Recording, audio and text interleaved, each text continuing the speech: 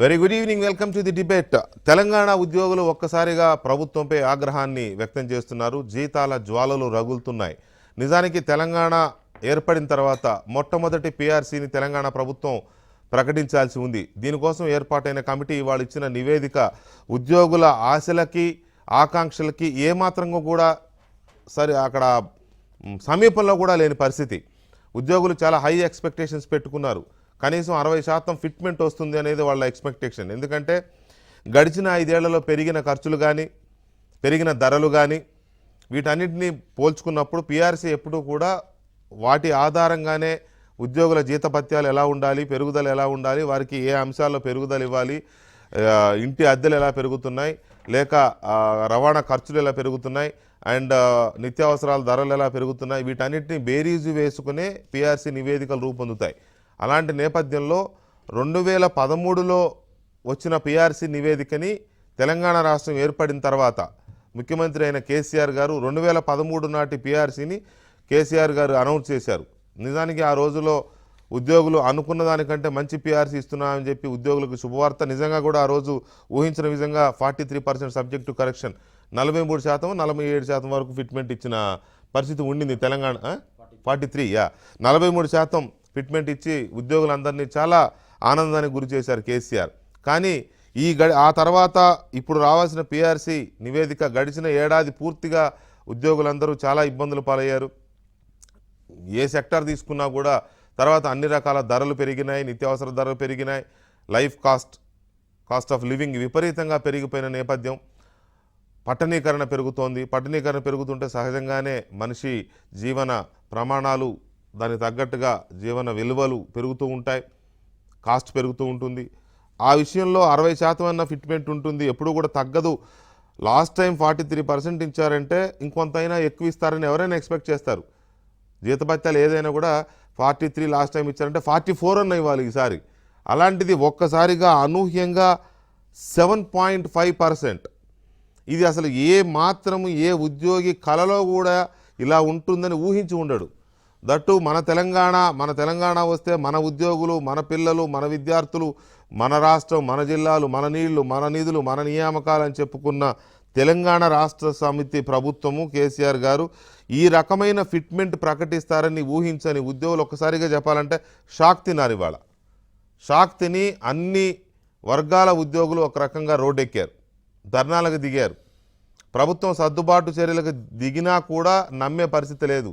PRC నివేదిక అది కాదు, ఎవరో లీక్ చేశారు, ఒరిజినల్ అది కాదు అని చెప్పారు. కానీ లేదు, అదే ఒరిజినల్, వాళ్ళు ఇచ్చిందే ఒరిజినల్, ప్రభుత్వం అధికారికంగా ప్రకటించాల్సి ఉంది, అయితే ఏమైనా మార్పులు చేస్తారా లేదా అని ఒత్తిడి తెచ్చే ప్రయత్నాలు ఇప్పుడు ఉద్యోగ సంఘాలు ఉన్నాయి.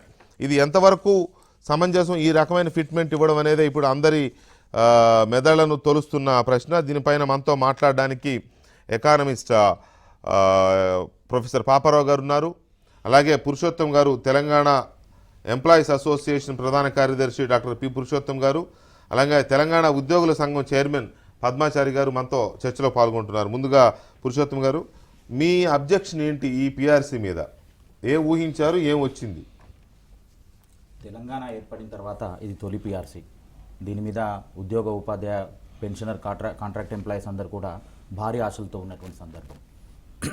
3 సంవత్సరాల నుంచి వెయిట్ చేస్తున్నటువంటి సందర్భం. జనరల్గా ఇంతకుముందు ప్రాంతీయేతర ప్రభుత్వాలు ఉన్నప్పుడు ముగ్గురితో త్రిసభ్య కమిషన్, ఒకరితోనే కమిషన్ వేసేవాళ్ళు. ఈసారి ముగ్గురితో వేశారు. అప్పుడు వేసినప్పుడు ఏం చేస్తారు, బాగా స్టడీ చేస్తారు కాదు, మేము 3 నెలల్లో రిపోర్ట్ ఇస్తే మీకు ఏమైనా అభ్యంతరం అని కేటీఆర్ గారు అన్నారు ఆ రోజు. అటువంటిది 3 నెలలు కాస్త 3 సంవత్సరాలు గడిచింది. తర్వాత ఈరోజు ఇది ఎంత నిరాశాజనకమైన పీఆర్సీ అంటే 7.5% ఫిట్మెంట్ అనేది చరిత్రలో ఎప్పుడు జరగలేదు. మీరు చూస్తే 1974లో ఇచ్చారు ఆ ఫిట్మెంట్. అంటే ఇది ఎక్కడ ఉన్నాం సార్ మనం? 26, 21. అంటే తెలంగాణ సాధించుకున్న 6 సంవత్సరాలలో 6 దశాబ్దాల వెనక్కి నెట్టేటువంటి గొప్పదైనటువంటి పీఆర్సీ ఇచ్చారు. కనుక చాలా ఉద్యోగుల్లో ఆగ్రహ ఆవేశాలు పెళ్లిబికినాయి. ఈ రోజున రోడ్ల మీదకి వచ్చారు ఉద్యోగులు, ఉపాధ్యాయులు, వయసులతో సంబంధం లేకుండా పెన్షనర్స్ కూడా వచ్చారు. కనుక ఈ పీఆర్సీని ఆమోదయోగ్యమైన పీఆర్సీ కాదు ఇది. మేము అడిగిన పీఆర్సీ 63% ఫిట్మెంట్తో అడిగినాం. ఇప్పుడు ఇస్తుంది 7.5%. ఈ కమిటీ రిపోర్ట్ ఎలా ఉంది సార్ అంటే, కొండను దోవిన తర్వాత ఎల్కను కూడా పట్టలే వీళ్ళు, ఎల్క తోగను పట్టిరు. అంటే ఇంత ఉరిమి గింత వర్షం కురిసిందట, అట్లున్నది ఈ కమిటీ రిపోర్ట్. ఇన్ని రోజులు స్టడీ చేసి ఇంతమంది స్టడీ చేసి ఇచ్చిన రిపోర్టు. మీరు చెప్పండి సార్, హెచ్ఆర్ఏ తగ్గిస్తారా సార్ ఎప్పుడైనా? హైదరాబాద్లో రెంట్ తగ్గుతున్నాయి ఏ ప్రాంతంలోనైనా? ఏ రకంగా చూసినా కూడా అసలు హెచ్ఆర్ఏ కాదు అంటే ప్రభుత్వం ఏ లెక్కన ఆ కమిటీ, ప్రభుత్వం కాదు ఆ కమిటీ ఏ రకంగా సజెస్ట్ చేసిందో తెలియదు కానీ ఈ సంవత్సరం జీతం 100 రూపాయలు పెరిగిందంటే వచ్చే సంవత్సరం 1 రూపాయిని అదనంగా పెరగాల. పోయిన సంవత్సరం 100 పెంచాం కదా, ఈ సంవత్సరం 50 పెంచాం. మీరు ఇచ్చినది స్టడీ చేస్తే దాంట్లో 6% హెచ్ఆర్ఏ తగ్గించారు. సపోజ్ హైదరాబాద్ తీసుకుంటే 4% సిపిఎస్కి ఎక్స్ట్రా కట్టింగ్ పెట్టారు. 1% ఈహెచ్ఎస్కి ఇంతకుముందు లేదు, ఈహెచ్ఎస్కి మనం ప్రీమియం కట్టాలని చెప్పి 1% పెట్టారు. అంటే ఎంత అవుతుంది సార్? 6%, 1%, అవును 4%, అవును 13% అవుతుంది. 13% పోతే ఇప్పుడు ఇస్తుంది ఎంత సార్? 7.5%. ఇంకా చేతుల నుంచి పడతాయి సార్ పైసలు, ఇంకా జీతాలు కోత విధిస్తారు. ఇది ఎట్లా పిఆర్సీ అని పడుతుంది? మైనస్ లో పడుతుంది. ఇది అదనంగా రావాల్సింది పోయి మైనస్ లో పడుతుంది. ఇది అసలు పిఆర్సీ కమిషన్ వాళ్ళు స్టడీ చేశారా? అసలు దాని మీద అసలు శాస్త్రీయత ఉందా, హేతుబద్ధత ఉందా? ఏ విధంగా ఎంక్వైరీ చేస్తారు చెప్పండి? మామూలుగా పిఆర్సీ ఎప్పుడైనా కూడా ఉద్యోగ సంఘాలతో కానీ, సంఘాల నేతలతో కానీ, ఉద్యోగులతో కానీ, ఉద్యోగుల కుటుంబ సభ్యులతో కానీ ఎక్కడైనా పలు దఫాలు చర్చించే ఆనవాయితీ ఉందా? అసలు ఉంది. గతంలో మమ్మల్ని అడగాలి, అన్ని సంఘాల వాళ్ళని వాళ్ళ రిప్రజెంటేషన్స్ ఇవ్వమనాలి, ఈ కమిటీకి సబ్మిట్ చేయమని చెప్పాలి, వాళ్ళతో భేటీ అవ్వాలి, పలు దఫాలు చర్చలు జరపాలి. జరిపిన తర్వాత ఫైనల్గా సబ్మిట్ చేయాలి. ఎక్కడ అలాంటివి జరగలేదు ఈసారి, ఈ 3 సంవత్సరాల్లో జరగలేదు అది. ఎక్కడ రైట్. పద్మచారి గారు, మీ ఒపీనియన్ ఏంటి దీని మీద, ఇవాళ వచ్చిన పిఆర్సీ నివేదిక మీద? జనరల్గా ఏమిటంటే తెలంగాణ ప్రజల ఆకాంక్షకు అనుగుణంగా తెలంగాణ ఉద్యోగులు, తెలంగాణ ప్రజలు, రాజకీయ నాయకులు, వివిధ కులా సంఘాలు, ప్రజా సంఘాలు అందరూ కలిసి పనిచేసినాయి. ఏమని అంటానంటే తెలంగాణ ప్రజల సంక్షేమం ఏర్పడాలంటే తెలంగాణ సపరేట్ కావాలని కోరుకోవడం జరిగింది. దానికి అనుగుణంగానే తెలంగాణ ఉద్యోగులుగా ఫస్ట్ ప్రియారిటీ ప్రజలకి ఇస్తే బాగుండదని ఉద్యోగులుగా అందరు కోరుకున్నారు. దానికి అనుగుణంగా మిషన్ భగీరథని కానీ, మిషన్ కాళేశ్వరం కానీ, అదేవిధంగా ఇటువంటి ప్రోగ్రామ్స్ చేసినప్పుడు కూడా ఉద్యోగులు ప్రజల ప్రభుత్వం ఉద్దేశాన్ని సుదీర్ఘంగా ఉద్యోగులు అందరూ పనిచేయడం జరిగింది. ఒక మంచి డెవలప్మెంట్ యాక్సెప్ట్గా ఒక పద్ధతిగా తెలంగాణ రావడం జరిగింది. ఫైనల్గా ఏమిటంటే 2018 మే లోపల మేము ఉద్యోగులుగా అందరము కలిసి పనిచేసినప్పుడు ముఖ్యమంత్రి గారు ఉన్నప్పుడు సార్ పిఆర్సీ, ఎందుకంటే ఇప్పుడు అన్ని ప్రజలకు ఇచ్చిన మాట నెరవేర్చుకోవడం జరిగింది, తొందరగా పిఆర్సీ ఇస్తే బాగుంటుంది అంటే సరే. ఇంతకుముందు గల 1-2 ఇయర్స్ అయిపోయాక పిఆర్సీ చేయడం జరుగుతుంటే, ధర్నాలు చేసినాక పిఆర్సీ చేయడం జరుగుతుంటే, అటువంటి సిస్టమ్ లేకుండా ఫస్ట్ పిఆర్సీ తెలంగాణ లోపల మనం తొందరగా ఇస్తామని 1 మ్యాన్ కమిటీ కాకుండా 3 మ్యాన్ కమిటీ వేయడం జరిగింది. కమిటీ వేసినప్పుడు కమిటీ సభ్యుల బాధ్యత ఏమిటంటే గౌరవనీయ ముఖ్యమంత్రి గారు ఏ ఉద్దేశంతో వేసిండు, ఉద్యోగులకు ఏం కావాలి, ఉద్యోగుల యొక్క స్థితిగతులు ఏమిటి ఆలోచన చేయవలసిన పద్ధతి పిఆర్సీ కమిటీ మీద ఉండవలసింది. అది లేకుండా వాళ్ళు అసలుకు ఉద్యోగుల యొక్క స్థితిగతులు, ఫైనాన్షియల్ పొజిషన్, స్టేట్ యొక్క ఫైనాన్షియల్ పొజిషను, అదేవిధంగా increase of the living capacity పెరగడం జరిగింది, రెంట్స్ పెరగడం జరిగినాయి, అదేవిధంగా మెయింటెనెన్స్ పెరగడం జరిగింది, పిల్లల స్కూల్స్ ఫీజెస్ పెరగడం జరిగింది. ఇవన్నీ పరిగణలోకి తీసుకోవాల్సిన బాధ్యత పిఆర్సీ కమిటీ. కానీ అవన్నీ ఏం తీసుకోకుండా అంటే ప్రజలను, ఉద్యోగులను అయోమయం గురి చేయాలనే ఉద్దేశంతో ప్రభుత్వం ఉద్దేశాలను గమనించకుండా అసలుకు పిఆర్సీ కమిటీ వేసినాక కూడా అన్ని ఉద్యోగ సంఘాలను పిలవడం జరిగింది. అన్ని ఉద్యోగ సంఘాలు కొందరు 65%, కొందరు 63%, కొందరు 60% కూడా అన్ని టీచర్ సంఘాలను చర్చలు జరిగినాయి. చర్చలు జరిగినాయి, అందరు ఇచ్చారు, జరిగింది, అందరు రిపోర్ట్స్ ఇచ్చిండ్రు. ఆ రిపోర్ట్స్ని కూడా పరిగణలోకి తీసుకోకుండా కంబైన్డ్ స్టేట్లు ఉన్నప్పుడు ఎంత పర్సెంటేజ్ ఇచ్చిండ్రు, ఇప్పుడు ఏమి ఇవ్వడం జరుగుతుంది, కంబైన్డ్ పక్క స్టేట్ కూడా ఎంత పర్సెంట్ ఇచ్చింది పిఆర్సీ సేమ్, అప్పుడు వాళ్ళు ఐఆర్ ఇచ్చారు. అది కూడా దృష్టిలో పెట్టుకోకుండా, ఎందుకంటే 2 స్టేట్లు ఇంచుమించు ఒకటే లెవెల్ ఉన్నది, కొన్ని రోజుల వరకు అదే సిస్టమ్ అనేది ఫాలో చేయడం జరుగుతుంది అడ్మినిస్ట్రేషన్లో దేంట్లో కానీ. అది వాళ్ళు 27% ఐఆర్ ఇచ్చినప్పుడు ఇది ఇచ్చిన దృష్టిలో పెట్టుకొని వాళ్ళు 27 ఇచ్చారు. ఇక్కడ కూడా ఏ విధంగా ఇస్తే బాగుంటుంది, ఉద్యోగులు ఏ విధంగా హ్యాపీ అయితే బాగుంటుందని ఆలోచన చేయవలసిన పద్ధతి ఒక పిఆర్సీ కమిటీ. కానీ అవి అంతా ఏం ఆలోచించకుండా ఫస్ట్ టైము 2013 నాటి పిఆర్సీని 43% ఇచ్చారు అని అంటే ఓకే సరే, ఆ రోజు కొత్త ఆనందంలో ఉన్నారు ఉద్యోగులు, అందరూ పోరాడారు, కష్టపడి సాధించుకున్నాం తెలంగాణ అనే ఆ తృప్తిని మిగల్చడం కోసం ఇచ్చారని అనుకుందాం. ఇప్పుడు 43 ఇవ్వకపోయినా రీజనబుల్ ఇవ్వాల్సిన ఇదైతే ఉంటుంది, 25, 30 ఏదో సంథింగ్ ఏదో జరగాలి కదా మధ్య మార్గంగా. అది ఏమీ లేవు. 7.5 అనేది ఇప్పుడు ఆయన చెప్పిన పద్మాచారి గారు చెప్పింది సారీ అవును. పురుషోత్తం. పురుషోత్తం గారు చెప్పిన దాని ప్రకారం అయితే 1974లో ఇచ్చిన పిఆర్సీ ఇప్పుడు ఇస్తే ఆనాడు రూపీ వాల్యూ ఎంత, ఆనాడు డాలర్ ఎంత సార్ 74లో? 74 రూపాయలే ఉండేది. 8 రూపాయలు, ఇవాళ 78 రూపాయలు. రూపీస్ అంతే. 78 రూపాయలు. రూపాయి వాల్యూ అన్ని రెట్లు పడిపోయిన తర్వాత అవును. ఈ ఆనాటి పిఆర్సీని ఎలా ఇవ్వడం అంటే పద్మాచారి గారు వాళ్ళు ఏం ఆలోచన చేసిండ్రో పిఆర్సీ కమిటీ కానీ అసలుకు ఆలోచన కొద్దిగా ఆలోచన చేయవలసింది. ప్రభుత్వం ఉద్యోగుల మధ్యన పెద్ద వార్ జరగడానికి అవకాశం ఉంటుంది. అటువంటి రికమెండ్ చేయొద్దు వాళ్ళు. అసలు రికమెండ్ పిఆర్సీ కమిటీ అనేది ఒక ఇంటలెక్చువల్స్, ఐఏఎస్ ఆఫీసర్స్, సుదీర్ఘంగా అనుభవం ఉన్న వాళ్ళు కూడా ఉద్యోగులే. ఆ విధంగా ఉన్నప్పుడు వాళ్ళు ఏ విధంగా చేసినారో. పాపరావు గారు, సహజంగా పే రివిజన్ కమిటీ అనేది ఎప్పుడు కూడా ప్రతి 5 ఏళ్లకు ఒకసారి కాస్ట్ ఆఫ్ లివింగ్, తర్వాత పెరుగుతున్న ధరలు, సోషల్గా వచ్చే మార్పులు, ఉద్యోగుల సీనియారిటీని బట్టి వాళ్ళకి పెరుగుతూ ఉంటాయి ఖర్చులు, పిల్లలు పెరుగుతూ ఉంటారు, చదివించుకోవాలి, ఇళ్ళ అద్దెలు పెరుగుతూ ఉంటాయి, కొత్తగా ఉద్యోగులు వేరు, సీనియర్లు అవడం వేరు, ఇవన్నీ చూసుకుని ఎప్పటికప్పుడు పెంచుకుంటూ పోతారు. అలాంటిది ఒక్కసారిగా 7.5 అనేది నిజంగా కూడా కామన్ మ్యాన్ అడిగినా కూడా ఇదేమి పిఆర్సీ ఫిట్మెంట్ అంటే పిఆర్సీ గురించి తెలియని వాడు కూడా 7.5 అంటే సరే నిజంగా ఇంత దారుణంగా ఉంది ఏంటి అనే రకంగా నిజంగా కూడా భయంకరమైన పరిస్థితి. అంటే ఒక రకంగా ఇవ్వకపోయినా పర్లేదు కదా, ఇది ఇన్సల్ట్ చేయడం. ఇది ఇవ్వకపోయినా పర్వాలేదు, ఇది ఇన్సల్ట్ చేయడం అంటే నిజంగా భయంకరమైన ఇది. అది ఏంటంటే అది చూడటానికి కూడా ఇబ్బందికరంగా ఉంది. మనకు తెలియని వాళ్ళకి కూడా డైరెక్ట్గా దాని రిజల్ట్ మనం అనుభవించగలం కాదు. 9 లక్షల మంది ఉద్యోగులు ఈరోజు అంటే కనీసం ఇంగితం పనిచేస్తే చేయరు ఈ పని. ఎందుకంటే ఇంగితం పనిచేస్తే అక్కడ రియాక్షన్ ఎలా ఉంటుందో అర్థం అవుద్ది. 7.5% పిఆర్సీ అంటే నివేదిక ఇచ్చింది కమిటీ. ఏది పిఆర్సీ కమిటీ మొన్న నివేదిక ఇచ్చింది 31వ తారీఖు ఎప్పుడో. దాని మీద ముగ్గురుతో సోమేష్ కుమార్ గారు, irrigation principal secretary, finance principal secretary, ముగ్గురుతో కలిపి ఒక కమిటీ వేశారు చంద్రశేఖరరావు గారు. దాన్ని చూడండి, ఎంప్లాయీస్తో మాట్లాడండి అని దాన్ని చూడండి మాట్లాడిన తర్వాత 21 రోజులు సుమారు దాటిపోయినాయి. ఇంకా దాటి కూడా అయిపోయింది, సుమారు 25 రోజులు. ఇప్పుడు ఈ లోపు అసలు క్లోజ్డ్ డోర్స్ లోనే అయిపోయి ఉండాలి, వాళ్ళు కూడా అయిపోవాలి. అసలు ఎప్పుడైతే 7.5 అన్నారు ముఖ్యమంత్రి గారికి తెలుస్తుందో వెంటనే దాన్ని తొక్కిపెట్టేసి చెప్పాలి. ఈ 3 మ్యాన్ కమిటీ కూడా, అఫీషియల్స్ కమిటీ కూడా, వీళ్ళు కూడా ఏమిందంటే ఇంత ఘోరం ఉంటే ఉద్యోగులు యాక్సెప్ట్ చేయరు. పెద్ద కనపడుతుంది కదా, యాక్సెప్ట్ చేయడంగా సార్ ఊహించడానికే నాకు రిలీజ్ కాదు, లీక్ అయిందనేది ఎవరు అంటున్నారు. అంటే దీన్ని మనం ఒక్కసారి పాపరావు గారు ఎరగాల్సి చూసినాక వస్తాను.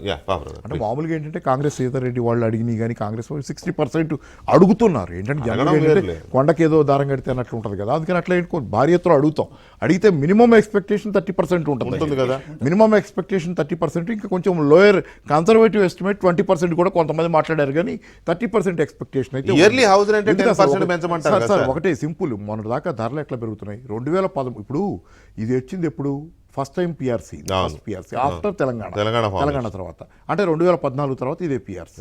2013లో కూడా అంతకుముందు పిఆర్సీ అమల్లో ఉంది. అంతకుముందు పిఆర్సీ, కొత్త పిఆర్సీ ఇప్పుడు బిగిన్ అయింది. అది ఇప్పుడు నివేదిక. అది 2013 ధరలు చూసుకుంటే 2013లో యూపీఏ గవర్నమెంట్ 2014లో ఎందుకు ఓడిపోయింది సార్? 2013లో ధరలు విపరీతంగా పెరిగినాయి. That is a major reason. అవినీతి అనే కారణంతో పాటు ఆ రోజు కాంగ్రెస్ గవర్నమెంట్ ఓడిపోవడానికి ప్రధానమైన కారణం ధరలు భారీగా పెరిగిపోయి కల్లోలం అయిపోయింది. జనజీవితం అస్తవ్యస్తమైన పరిస్థితి. ఆ రోజు ధరలు పెరగడం కూడా మేజర్ రీజన్. అంటే 2013 ధరలు పెరిగిన దానికి కూడా ఈ పిఆర్సీ కవర్ చేయటం. ఎందుకంటే ఆ తర్వాత వచ్చిన పిఆర్సీ, ఇప్పుడు వచ్చిన పిఆర్సీ 2013 ధరల తర్వాత పిఆర్సీ లేదు ఇక్కడ తెలంగాణలో. ఇది ఫస్ట్ టైం వస్తున్న పిఆర్సీ. అంటే అప్పుడు పెరిగిన ధరలు తగ్గవు కదా. పెరిగిన తర్వాత పెరుగుదల వేగం తగ్గుద్ది, పెరుగుదల స్పీడ్ తగ్గుద్ది. భారతదేశంలో ధరలు పెరిగిన ధరలు తగ్గడం కూడా తగ్గవు, పెరుగుదల స్పీడ్ తగ్గుద్ది. అంతే, ఎంత వేగంగా పెరుగుతున్నాయో స్పీడ్ తగ్గింది. అందుకని ఏంటంటే అట్లా 2013 లెక్కేసుకుని ఆ తర్వాత పెరుగుతూ వచ్చిన లెక్కలు ఆ తర్వాత అప్పుడు భారీగా పెరిగినాయి. గవర్నమెంట్లు ఓడిపోయే లెవెల్లో ఉన్నటువంటి ఆ రోజు ఇన్ఫ్లేషన్ చూసుకుంటే ఇది ధరలు అసలు ఈ మధ్య కాలంలో కోవిడ్ తర్వాత ఇంటి అద్దెలు కొంచెం తగ్గినాయి కానీ హెచ్ఆర్ఏ ఎంత తక్కువ సార్. మామూలు ధరలు ఎంత పెరిగి, ఇళ్ల అద్దెలు ఎంత పెరిగినాయి సార్? కోవిడ్ అనంతరం ఏదో ఖాళీ అయ్యి 5 years కి సంబంధించిన పిఆర్సీ 5 years వరకు ఇదే రేట్ ఉంటుంది. మళ్ళీ అదే మళ్ళీ 5 years అంతే కదా. 5 ఏళ్ల వరకు మళ్ళీ అంటే 3 ఏళ్ల క్రితం వరకు, అంటే నెక్స్ట్ 2 years కి మళ్ళీ ఇజాలదన్నట్టు ఏం జరుగుతుంది సార్ చెప్పనా? ఇప్పుడు ఈ వీళ్ళకు వచ్చే మొత్తాలు ఎంత వస్తాయో తెలియదు కానీ మొత్తం ఓవరాల్ దేశవ్యాప్తంగా జరిగినప్పుడు కానీ ఎక్కడ కానీ ఉద్యోగుల జీతాలు పెరిగింది అంటే మార్కెట్లో ధరలు పెరుగుతాయి.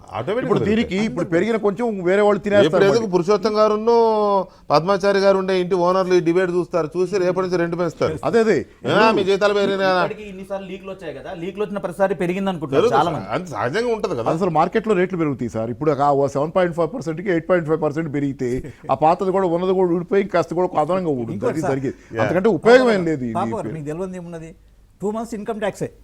అదే చెప్తుంది ఇవన్నీ ఏంటంటే టీడీఎస్ పోతాయి దీనికంటే కనీసం అలాగే వదిలేస్తే ఉన్నదానిలో ఏదో నడిచిపోద్దని. అవును. ఈ 2 months మనతో యూటీఎఫ్ అధ్యక్షులు జంగయ్య గారు జాయిన్ అయ్యారు. జంగయ్య గారు గుడ్ ఈవినింగ్.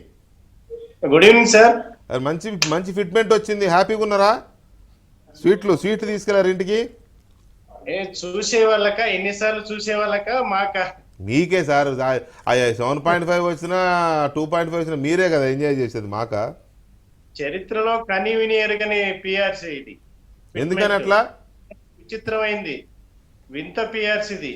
వాయ్ అందరూ అవాక్ అయినరు ఈ పిఆర్సీ రిపోర్ట్ ను ఫిట్మెంట్ చూసి.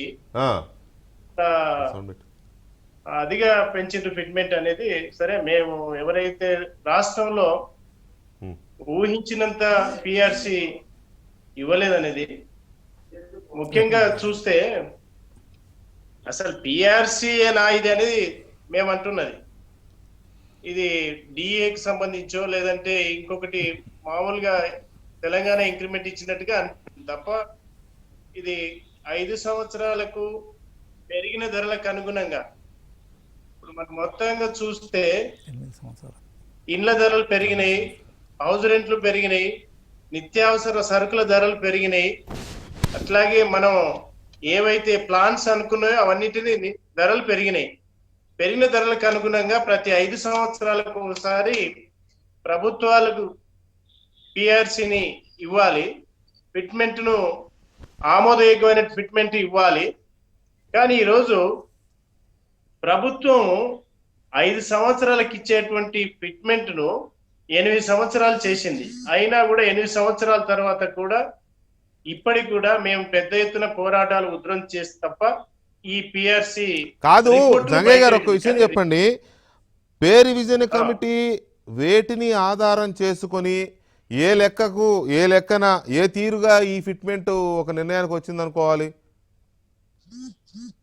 ఇదైతే అసలు పే రివిజన్ అనేది ఒక కనీస మనిషికి కావలసినటువంటి బట్టలు, భోజనము, వసతి, ఆ నివాసము, ఈ వంటిని ఆధారంగా పిఆర్సీ అనేది ఫిట్మెంట్ ఇవ్వడం జరుగుతుంది ప్రతి పిఆర్సీలో. ఇది వరల్డ్ లేబర్ ఆర్గనైజేషన్ కూడా చెప్పినటువంటి మాటలు ఇవి.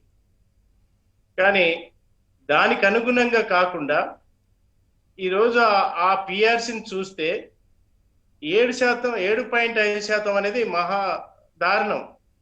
ఎందుకంటే ఇప్పుడు వాళ్ళు ఇచ్చినటువంటి రిపోర్ట్లోనే ఫిట్మెంట్ కనీసము ఇచ్చినటువంటి 13,000 గత పిఆర్సీలో కనీస వేతనం ఉంది. కానీ ఇప్పుడు దాన్ని 19,000కు పెంచుతూ కనీస వేతనాన్ని ప్రకటించింది రిపోర్ట్లో. కానీ కనీస వేతనాన్ని చూసినట్లయితే ఆ రకంగా చూస్తే 16% పెంచినట్టుగా మనకు దాంట్లో కనబడుతుంది. కానీ ఫిట్మెంట్ వరకు చూస్తే 7.5%గా ఉంది.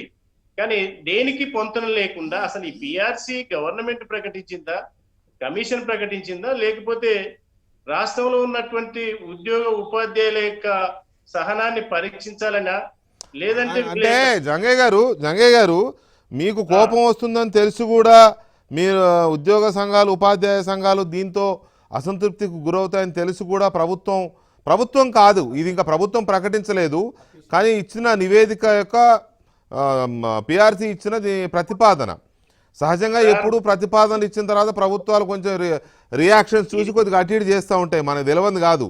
కానీ అసలు ప్రతిపాదన ఇంత దారుణంగా ఉండడానికి కారణం ఏంటనేది ఎవరికి అర్థం కావడం లేదు. ప్రగతి భవన్ లో కూర్చొని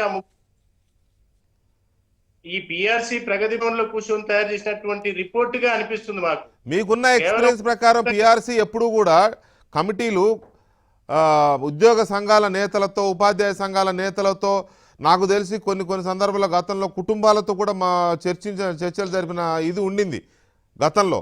అలాంటిది ఏమైనా జరిగిందా ఈ 3 ఏళ్లలో? అసలు 3 ఏళ్లలో ఒక్కసారి కూడా మమ్మల్ని పిలిచి ప్రభుత్వం ఎప్పుడు కూడా చర్చ ఇద్దరు సంఘాలను పిలవలేదు, కుటుంబాలను పిలవలేదు. ఎవరిని పిలవండి పిఆర్సీ ఇక్కడ పద్మాచారి గారు పిలిచి మాట్లాడారు అంటున్నారు.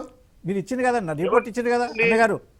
ఇప్పుడు PRC మరి వాళ్ళు కమిటీకి రిపోర్ట్ ఇచ్చింది కదా మీరు.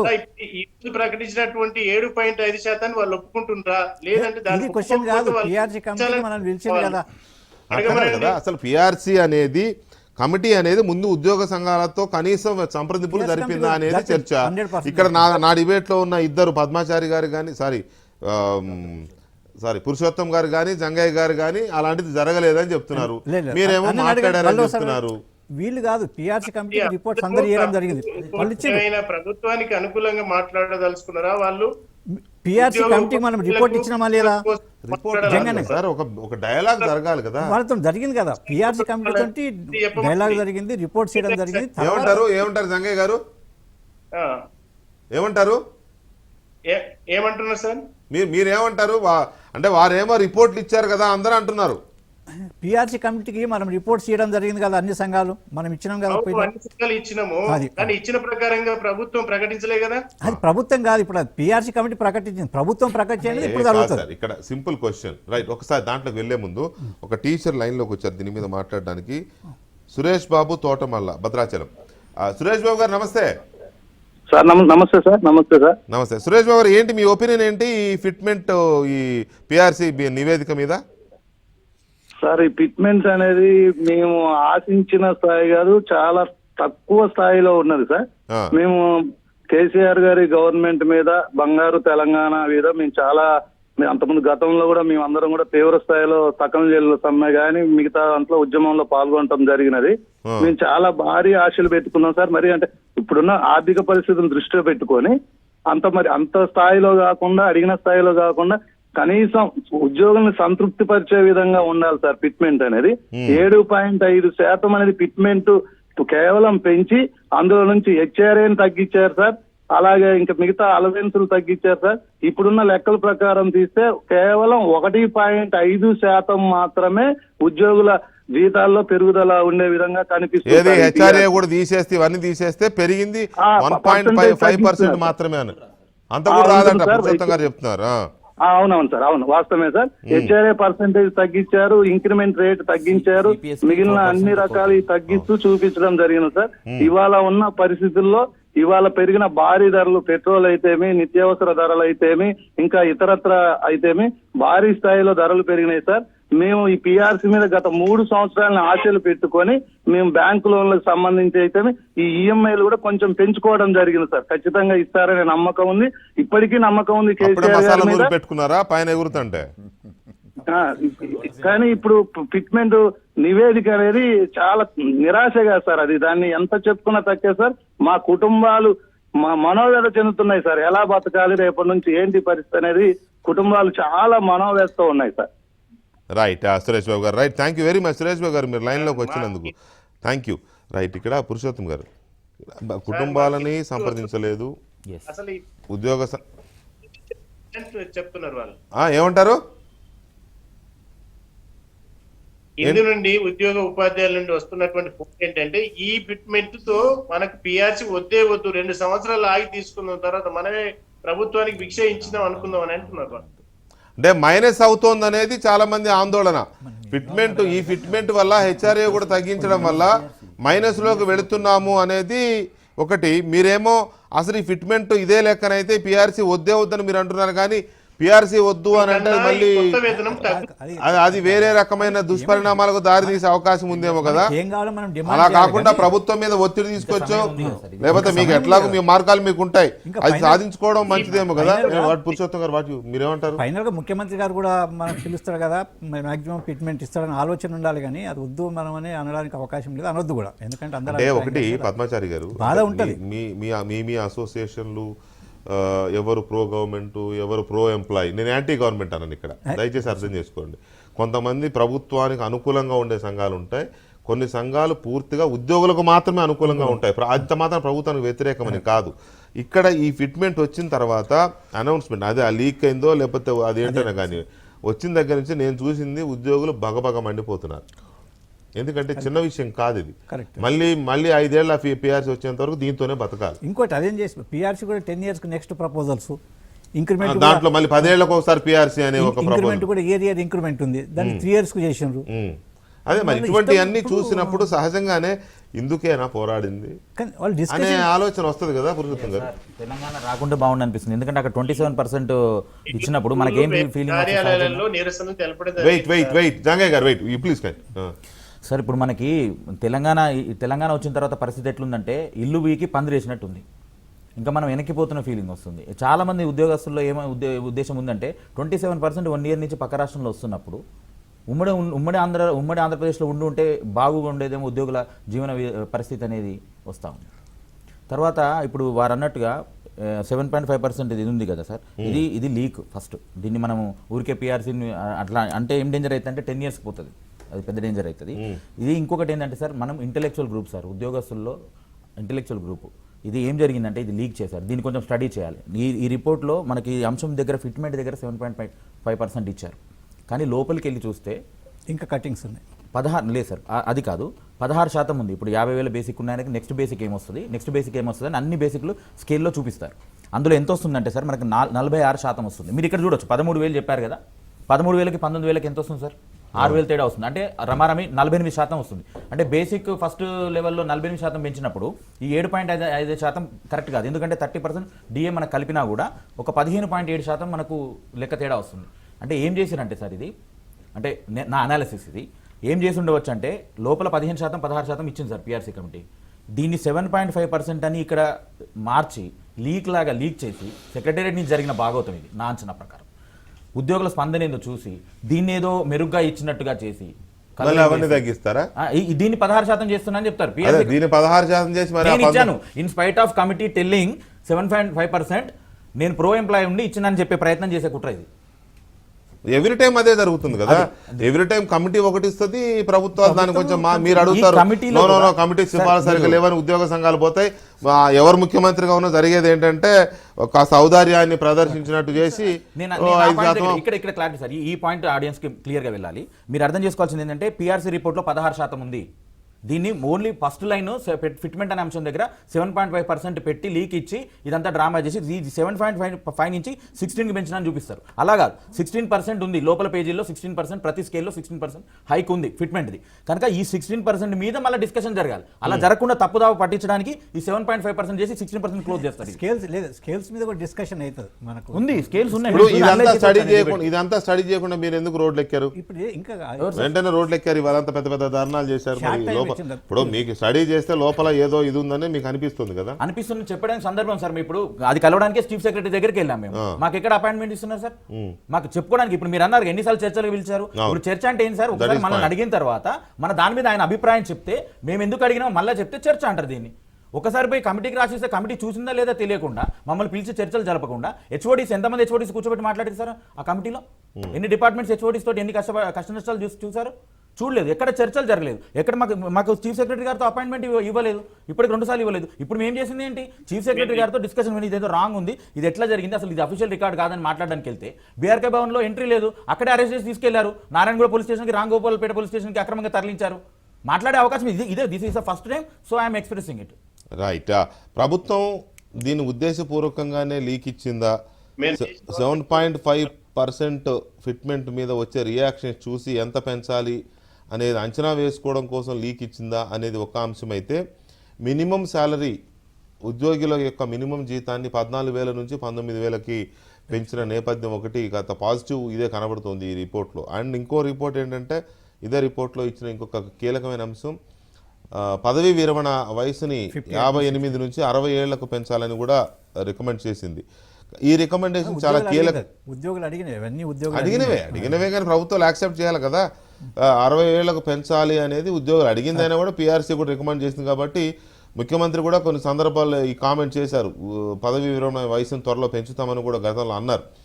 అంటే ఇది ఒకవేళ రిటైర్మెంట్ ఏజే కనుక పెంచడం అయితే ఉద్యోగులకు ఇది ఒక పెద్ద వరమే. సో ఇక్కడ ఆ వరాలను చూడాలా, లేకపోతే 7.5 అనే శాపాన్ని చూడాలా, ఉద్యోగుల రియాక్షన్స్ ఎలా ఉన్నాయి, పూర్తిగా ఓవరాల్గా దీని నుంచి ఏం కోరుకుంటున్నారు అనేది చూసే ముందు ఒక చిన్న బ్రేక్ తీసుకుందాం.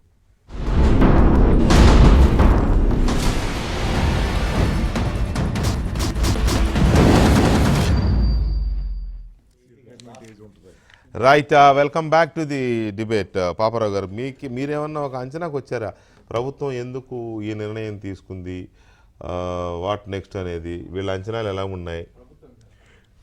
అదేలే సార్, మీరే ఆరోపిస్తారు పక్క ప్రభుత్వమే దగ్గరుండి రాయించింది, ఇదంతా రాయించిన రిపోర్టే తప్ప ఇది స్టడీ చేసిన రిపోర్ట్ కాదని. పొలిటికల్గా అనుమానం చేసినాక ఎట్లా బిగినాయి అసలు మీరు ప్రభుత్వ అసోసియేషన్, ఉద్యోగుల అసోసియేషన్? ఫస్ట్ నాకు ఒక విషయం ఉద్యోగుల చెప్పండి. అసోసియేషన్. అంతే కదా, జస్ట్ దాన్ని కన్ఫైన్ అవ్వండి. యా పాపారావు గారు ప్లీజ్. ఏం లేదు, అసలు రేస్ బిగిన్ అయింది 2014లో. ఒక రేస్ బిగిన్ అయింది తెలంగాణ ఆంధ్ర మధ్య. అప్పుడు చంద్రశేఖరరావు గారు చాలా మ్యాగ్నానిమస్గా 43% ఇంటర్వ్యూ రిలీఫ్ డిక్లేర్ చేయడంతో చంద్రబాబు నాయుడికి తప్ప నెక్స్ట్ ఆయన కూడా ఫాలో అయ్యి సూట్ ఫాలో అయ్యి ఆయన ఇచ్చాడు. ఆ రకంగా మంచి హెల్దీ రేస్ అది. కాకపోతే అప్పుడు హెల్దీ రేస్ జరిగింది. హెల్దీ అంటే అందరికీ మంచి జరిగింది. అప్పుడు ధనిక రాష్ట్రం అని చెప్తున్నప్పుడు ఈయన కాస్త మ్యాగ్నానిమస్గా ఎంతైనా దిగలను నేను ఖజానా నుంచి అన్నట్టు ఇచ్చారు. ఆ తర్వాత ధనిక రాష్ట్రం కాదు ఈరోజు అయిపోతుంది కదా. కారణాలు ఏదైనా కానివ్వండి, కారణాలు ఆయన అంటే ఆదాయాలు తగ్గినాయి ప్రభుత్వం, దేశం అంతా అందరికీ ఆదాయాలు తగ్గినాయి, ఇక్కడ కూడా తగ్గినాయి. ఆ ఎఫెక్ట్ వచ్చిన తర్వాత ఇప్పుడు ఆ రోజు చేసినటువంటి, ఆ రోజు నేను పదే చాలా చోట్ల కూడా చెప్పాను, నేను చాలా సమర్థిస్తా కూడా ప్రభుత్వాన్ని, చాలా సందర్భాల్లో సంక్షేమాన్ని సమర్థిస్తా కూడా చెబుతుంది. ఏంటంటే దుబారా జరిగింది ఇక్కడ అనేది మాత్రం నిజం. ఆ దుబారా జరగకపోతే ఇప్పుడు స్కోపు, ఎందుకంటే ఉన్న పరిస్థితులు చీమలు కూడా చలికి వానాకాలం వస్తుందంటే దాచిపెట్టుకుంటాయి సార్ ఆహారాన్ని. పరిస్థితి బాగున్నప్పుడు దాచిపెట్టుకుని దాన్ని పొదుపుగా వాడుకోవటం. ఆ రోజే నేను చాలా డిబేట్లో చెప్పాను, బడ్జెట్ వేసిన ప్రతిసారి వీళ్ళ అంచనాలు ఎలా వచ్చినాయి అంటే, ఈటెల గారు ఫైనాన్స్ మినిస్టర్గా ఉండగా కూడా రియల్ ఎస్టేట్ పెరుగుద్ది, దాని మీద ఆదాయం వస్తే మనకు బ్రహ్మాండంగా ఉంటుంది, బడ్జెట్లో ఆదాయంతో చాలా చేయొచ్చు మనం అని చెప్పి. రియల్ ఎస్టేట్ గాల్లో దీపం పెడుతున్నారు మీరు, అది గేమ్, అది గ్యాంబ్లింగ్ అది అని చెప్పి ఎన్నోసార్లు చెప్పారు. అట్లాంటి గ్యాంబ్లింగ్ మీద ఆధారపడి ధనిక రాష్ట్రం అని గ్యాంబ్లింగ్ మీద ఆధారపడి ఇష్టానుసారం ఖర్చు పెట్టి ఈరోజు పరిస్థితి ఎక్కడికి వచ్చిందంటే, కనీసం ఎంప్లాయీస్ 9 లక్షల మంది ఎంప్లాయీస్, 4 కోట్ల మంది తెలంగాణ ప్రజలు పక్కన పెట్టండి, ఏదైనా 4.5 పక్కన పెట్టండి, ఇప్పుడు తెలంగాణ ప్రజలు 4.5 కోట్లు అంటారు ఆయన, సరే ఏదైనా వాళ్ళని పక్కన పెట్టండి, వాళ్ళందరినీ పక్కన పెట్టండి. 9 లక్షల మంది ఎంప్లాయీస్ నీడ్స్ని ఫుల్ఫిల్ చేయడంలో వాళ్ళ కనీస బాధ్యత వాళ్ళ పట్ల, ఎందుకంటే వాళ్ళ ఆదాయాలు పడిపోకూడదు కదా, కనీసం ఉన్న స్థాయిలో బతకగలగాలి కదా, అది ఫుల్ఫిల్ చేయడంలో ఈరోజు ఇంత దుస్థితి చేతులారా తెచ్చుకున్నది. ఇది దుబారా ద్వారా, అతి విశ్వాసం ద్వారా, ఆత్మవిశ్వాసం ద్వారా, చుట్టూ పరిసరాలను గమనించుకొని కలెక్టివ్ వర్క్ వదిలేయటం ద్వారా, కలెక్టివ్ వర్క్ లేదు కదా, వ్యక్తిగతమైన పోకడం ద్వారా వచ్చినటువంటి పరిస్థితి. కాబట్టి ఈ రోజుకైనా ప్రభుత్వం నేర్చుకోవాల్సినవి చాలా ఉన్నాయి. ముందు దానిలో భాగంగా కష్టమో నష్టమో ఉద్యోగస్తుల్ని సంతృప్తిగా ఉంచండి. ఉద్యోగస్తులు సంతృప్తిగా లేకపోతే వీళ్ళ అసంతృప్తి పర్కులేట్ అవుద్ది జనాల్లోకి. ఎందుకంటే నిరంతరంగా జనాలు వీళ్ళతో ఇంటరాక్ట్ అవుతున్నప్పుడు వీళ్ళ అసంతృప్తి మొత్తం జనాల్లోకి, మీ ప్రభుత్వం పేరు మీద ఆ ఉద్యోగస్తులను ఎవరిని తిట్టుకోరు, కేసీఆర్ గవర్నమెంట్లో ఇలా ఉంది ప్రభుత్వం అని చెప్పి మాట్లాడుకుంటారు. కాబట్టి దయచేసి ఏంటంటే లెట్ దెమ్ బీ హ్యాపీ. మిగతా పనులు ఏమన్నా మీరు రోజు చేయాల్సిన జాగ్రత్తలు ఎలా చేసుకోవాలి, ఆదాయం ఎలా పెంచుకోవాలి, పని ఎక్కువ తీసుకోండి, ఉద్యోగుల నుంచి కానీ ఏంటంటే మీ గవర్నమెంట్ ప్రతినిధులు వాళ్ళు ప్రజల్లో, మీ గవర్నమెంట్ ప్రతినిధులు ప్రజలతో సరిగ్గా ఉండలేకపోతే వాళ్ళ అసంతృప్తిలోనో వాళ్ళ ఆగ్రహాలు ప్రజల మీదకి వెళ్తే ఖచ్చితంగా అది ప్రభుత్వానికి చెడ్డపేరే. కాబట్టి ఈ 9 లక్షల మందిని ముందు సంతృప్తిగా ఉంచే మార్గాన్ని ఉదాని ఖచ్చితంగా మ్యాగ్నానిమస్ అనకూడదు, ఎందుకంటే వాళ్ళ హక్కు అది. ఈరోజు ఇదేంటే పీఆర్సీ ఒక హక్కు, ఎవరి దయాదాక్షిణ్యాలతో సంబంధం లేదు. కాబట్టి దీనిలో ఉదారంగా ఉండమని మ్యాగ్నానిమస్కే కాదు, సైంటిఫిక్గా ఉండండి. మీరు ద్రవ్యోల్బణం ఎంత పెరిగిందో శాస్త్రీయమైన లెక్కలు ఉన్నాయి. హోల్సేల్ ప్రైవేట్ సెక్టర్ తో పోల్చుకున్నప్పుడు గవర్నమెంట్ సెక్టర్ చాలా తక్కువ. ఇప్పుడు ఈ పీఆర్సీ 7.5 ఇది ఈ గనక ఫిట్మెంట్ గనక 7.5% వస్తే లెక్క మాక్సిమం శాలరీ 1,62,000 ఉంటుంది. ఎప్పటి నుంచో పని చేస్తున్న వాళ్ళకి కూడా. నేనేమి అది ఈ రోజున మరి 1,62,000 చాలా మంది ప్రజలతో పోలిస్తే చాలా గొప్పగా బతుకుతున్నారు, నిజమే కాదని ఎవరు అన్నావు. కానీ సాఫ్ట్వేర్ ఉద్యోగులు చూడండి, చేరిన 2 ఏళ్ళకి I know them, many of them 5 లక్షల జీతాలు తీసుకుంటున్న వాళ్ళు I know many of them, నాకు తెలుసు. నేను కాదంటారు, వీళ్ళు అంతకంటే స్కిల్డ్ కాదు కదా, తక్కువ స్కిల్డ్ కాదు కదా. ప్రొఫెసర్ నాగేశ్వర్ గారు లైన్ లో ఉన్నారు, ఒకసారి వారితో కూడా మాట్లాడదాం. నాగేశ్వర్ గారు నమస్కారం సార్. నమస్కారం నాగేశ్వర్ గారు, పిఆర్సీ రిపోర్ట్ 7.5% ఫిట్మెంట్తో బయటకు వచ్చింది. అఫ్కోర్స్ గవర్నమెంట్ ఏం చేస్తుందనేది ఇంకా తెలియకపోయినా దీని మీద ఉద్యోగ సంఘాలు చాలా ఆగ్రహాన్ని, ఆవేదనని వ్యక్తం చేస్తున్నాయి. ప్రభుత్వం కొంత పెంచుతుంది, తొందరపడొద్దు అని చెప్పి మంత్రి శ్రీనివాస్ గౌడ్ లాంటి వాళ్ళు స్టేట్మెంట్ ఇస్తున్నప్పటికీ కూడా ఏదైనా పెంచితే ఇంకో 5%, 10% పెంచో 16% దగ్గర ఆపుతారేమో అని చెప్పి ఉద్యోగులు అనుమానిస్తున్నారు. సో ఇంత దారుణమైన ఫిట్మెంట్ 1974లో ఇచ్చిన ఫిట్మెంటే 7.5, ఆ తర్వాత ఇదే మళ్ళీ అప్పుడులాగా ఇస్తున్నారు అనేది మీ అబ్జర్వేషన్ ఏంటి సార్ దీని మీద? మొదటిది, ఈ పిఆర్సీని రాష్ట్రంలో ఉన్న ఉపాధ్యాయులు, ఉద్యోగులు టోటల్ గా తిరస్కరిస్తున్నారు. ఇది ఒక రకంగా ఉపాధ్యాయుల్ని, ఉద్యోగుల్ని అవమానించడం. తెలంగాణ ఉద్యమంలో కీలక పాత్ర పోషించి ఇప్పుడున్న ముఖ్యమంత్రికి మంత్రులకు పదవులు రావటానికి ఏదో రకంగా ఎంతో కీలకంగా ఉపయోగపడ్డ వర్గాన్ని పూర్తిగా అన్యాయం చేయడం తప్ప ఇంకోటి ఏమీ లేదు. అందువల్ల రాష్ట్ర ప్రభుత్వం పైన ఉద్యోగులు, ప్రభుత్వ ఉద్యోగులు, ఉపాధ్యాయులు ఈ క్షణం నుంచే తిరగబడతారు, అనుమానమే లేదు. ఇంకా దీంట్లో ఏదైనా శాస్త్రీయత ఉందా?